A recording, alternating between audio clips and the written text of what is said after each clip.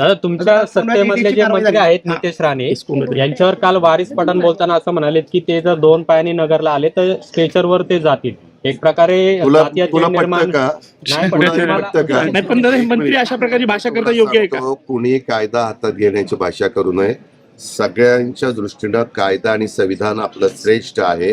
काही जण वेगवेगळ्या पद्धतीनं स्टेटमेंट करून तसं स्टेटमेंट आल्याशिवाय आमचा मीडिया ते सारखं चॅनलला दाखवत आणि त्यामुळं ही लोक अशी स्टेटमेंट करतात.